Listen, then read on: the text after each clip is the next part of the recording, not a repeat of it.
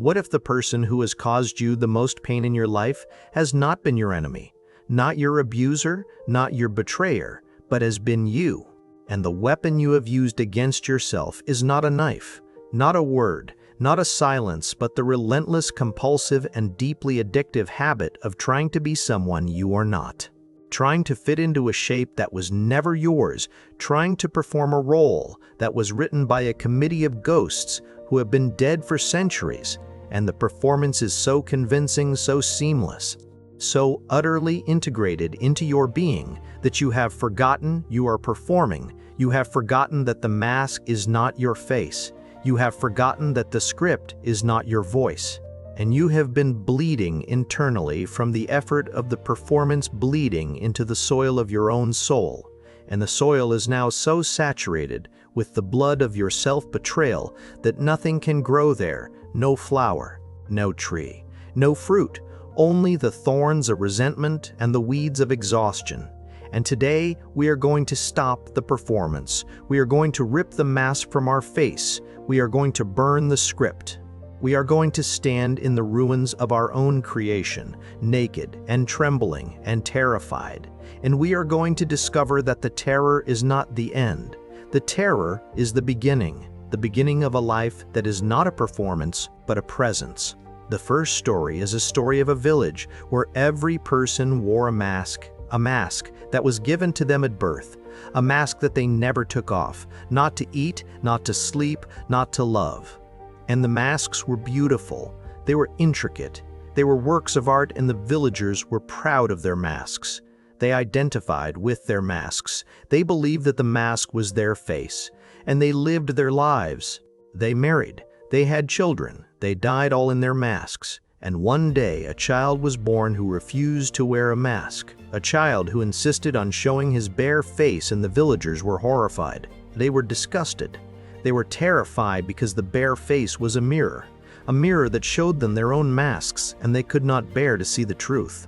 They could not bear to see that they had been hiding their whole lives, hiding from themselves, hiding from each other, hiding from the world. And they tried to force the child to wear a mask. They tried to shame him. They tried to punish him. But the child refused, and he grew up, and he lived his life without a mask. And he was happy. He was free. He was alive. And the villagers watched him, and they envied him. They hated him. They loved him because he was the only real thing in a world of illusions. And the twist is that the child did not become a hero. He did not save the village. He simply lived. And his living was the lesson that the mask is not the face, the mask is the fear, and the fear is the cage. And the cage is the life you are living, and the life you are living is the performance, and the performance is the prison. The second story is a story of a king who was terrified of silence. He could not bear a moment of quiet. He filled his palace with music, with chatter, with the clanging of bells, with the shouting of heralds. And he was surrounded by noise, constant, unrelenting, deafening noise. And he was secure, he was safe, he was protected from the silence. But he was also exhausted, he was depleted, he was on the verge of collapse. Because the noise was not a comfort. It was a drug that he was addicted to, a drug that was killing him slowly. And one night, a servant, a young woman who was deaf, was assigned to guard his chamber, and she did not know that she was supposed to make noise. She did not know that the king needed the noise, so she was silent, she was still, she was peaceful. And the king woke up in the middle of the night, and he heard the silence, and he was terrified, he was paralyzed, he was ready to scream, but then he listened, he really listened, and he heard not an absence but a presence of his own breath, his own heartbeat, his own thoughts, and he realized the silence was not empty. The silence was full, it was full of himself, the self he had been running from for his entire life, and he wept not from fear, but from relief because he had finally met himself. And the twist is that he did not banish the servant. He did not bring back the noise. He started sitting in the silence for an hour every day, and he became a different king. A king who was not afraid of the quiet, a king who was not afraid of himself. And he said the noise was a mask, The silence is the face, and the face is the truth, and the truth is the freedom. The third story is a story of a poet who wrote only in riddles because he was afraid of being understood. He was afraid of being seen. He was afraid of the vulnerability of clarity. And his riddles were brilliant. They were admired. They were celebrated. But they were also a wall that kept everyone at a distance, a wall that protected him from the terror of intimacy.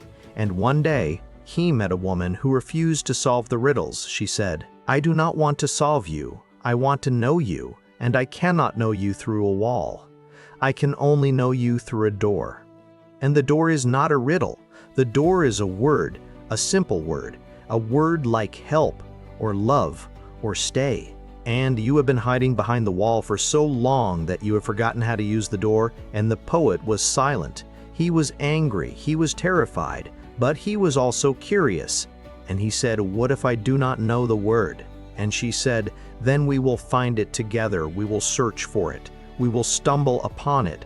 And the stumbling is the connection. The connection is the meaning is the word. And the word is the door, and the poet wept because he had been writing riddles to avoid the word, and the word was the only thing that mattered. And the twist is that he did not stop writing riddles. He started writing poems, simple poems that were clear poems, that were vulnerable poems, that were doors.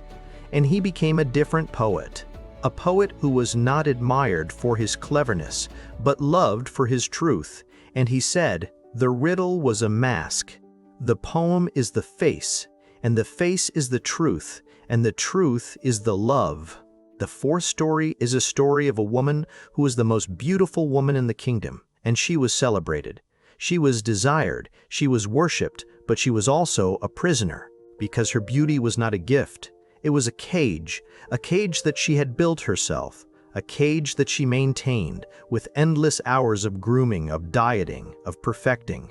And she was exhausted, she was empty, she was desperate to escape, but she did not know how because the beauty was her identity. It was her currency, it was her only value, and one day she met a blind man, a man who could not see her beauty, a man who could only hear her voice, and he said, "You have a beautiful voice, a voice that is full of sorrow, a voice that is crying out for release. Why do you not let it out?" And she was confused. She said, "My voice? I have never thought about my voice. I have only thought about my face." And he said, "Your face is a mask. Your voice is the truth, and the truth is what I hear. The truth is what is real. The truth is what will set you free." And she was silent, and she started speaking not about her beauty, but about her sorrow, her longing, her fear, and she spoke, and she spoke, and she spoke, and the words poured out of her like a river.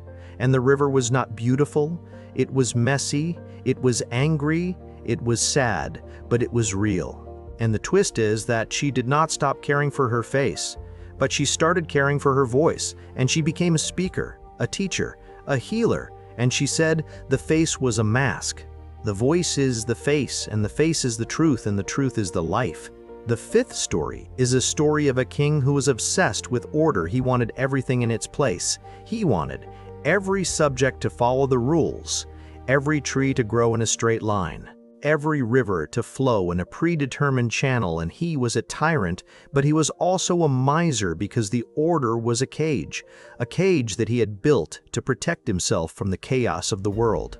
And he was successful, he was efficient, he was the most orderly king in history, but he was also lonely because no one could approach him, no one could reach him, no one could touch his heart.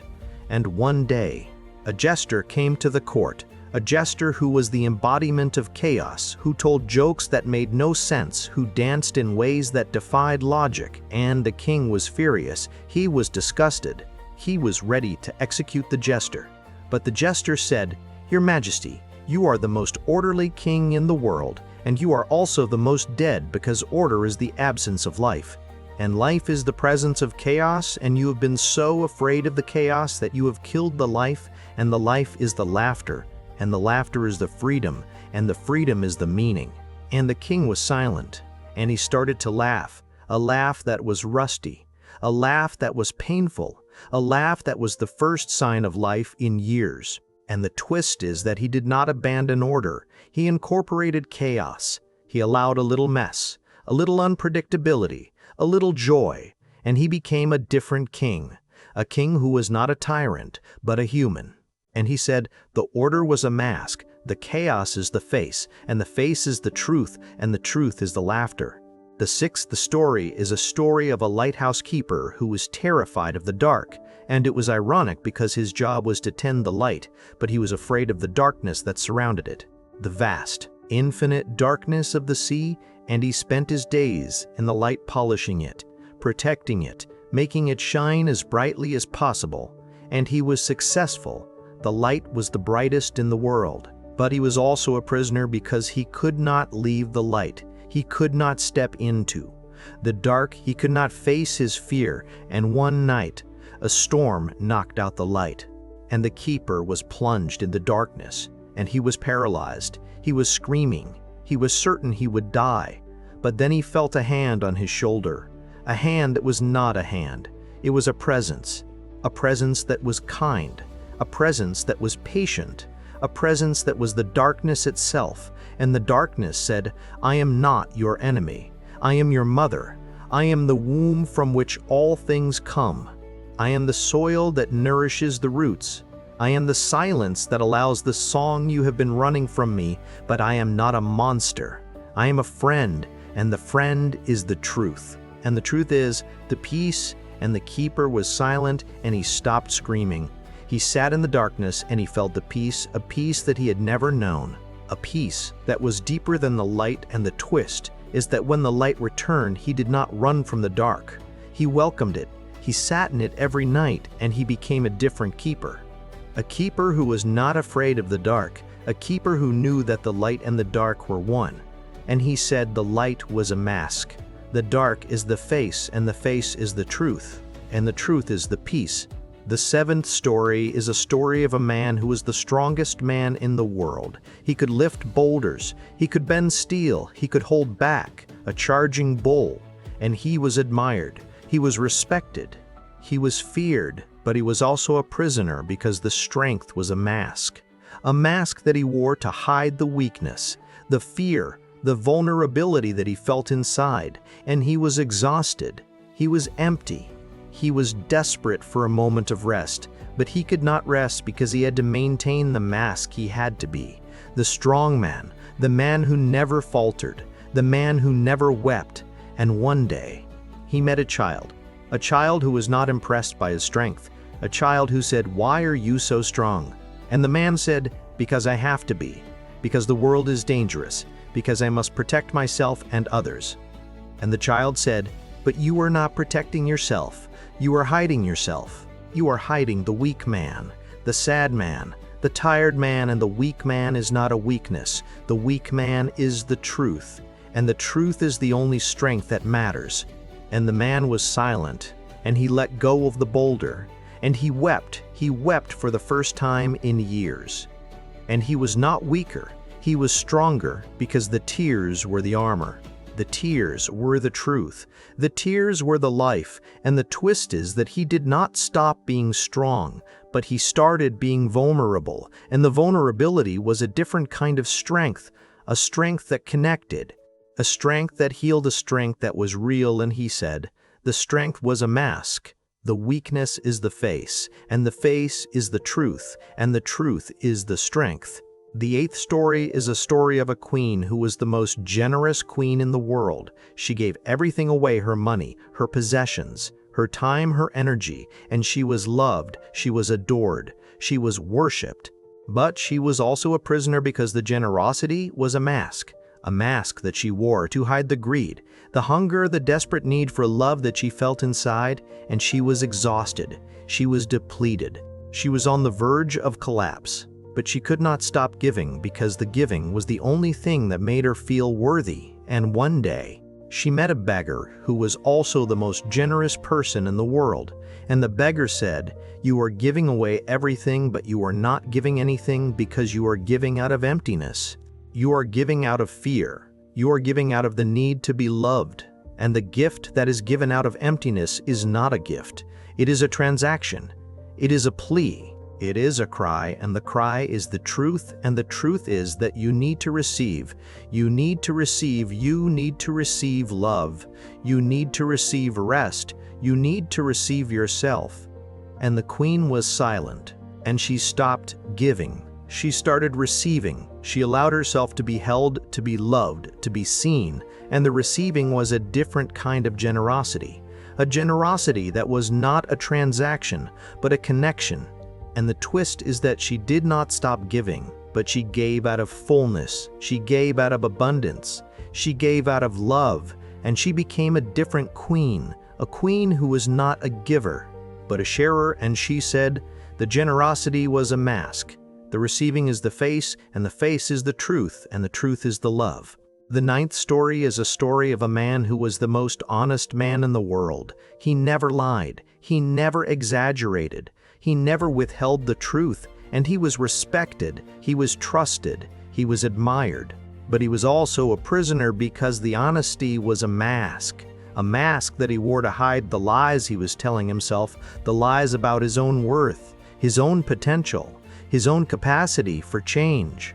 And he was rigid, he was inflexible, he was unforgiving because the honesty was not a virtue. It was a weapon he used to control others, to control himself, to control the world. And one day, he met a woman who was not impressed by his honesty. A woman who said, you are the most honest man in the world, but you are also the most dishonest because you are not honest about your lies. You are not honest about your fears. You are not honest about your love, and the honesty that is not honest about the heart is not honesty. It is armor, it is a wall, it is a cage. And the man was silent, and he started to lie. He told a small lie, a lie about his feelings, a lie about his feelings, a lie about his fear. And he was terrified, he was ashamed, he was ready to take it back. But the woman said, the lie is not a sin. The lie is a door to the truth, and the truth is not the fact. The truth is the feeling, and the feeling is the life. And the life is the honesty, and the twist is that he did not stop being honest, but he started being honest about his dishonesty, and the honesty was a different kind of truth. A truth that was not rigid, but fluid, not controlling, but connecting. And he said, the honesty was a mask. The lie is the face, and the face is the truth, and the truth is the life. The 10th story is a story of a village that was built on a hill that was the center of the world, and the villagers were proud of their hill. They believed that they were special, that they were chosen, that they were superior, and they looked down on the villages in the valley. They pitied them, they judged them, they condemned them, and they were happy, they were secure, they were righteous. But they were also isolated because the hill was not a home. It was a fortress that protected them from the world, but also imprisoned them. And one day, a stranger came to the hill, a stranger who was not from the valley, but from the sky. And the stranger said, your hill is not the center. The center is everywhere, and the valley is just as sacred, just as blessed, just as worthy. And you have been looking down at the world, but the world is not below you. The world is around you. And the around is the connection, and the connection is the meaning, and the meaning is the humility. And the villagers were silent, and they started to walk down the hill. They started to visit the valley. They started to learn from the valley. They started to see themselves in the valley. And the twist is that they did not abandon the hill, they kept it, but they no longer looked down. They looked out, they looked around, they looked at the whole, and they said the hill was a mask. The valley is the face, and the face is the truth, and the truth is the connection, and the connection is the life.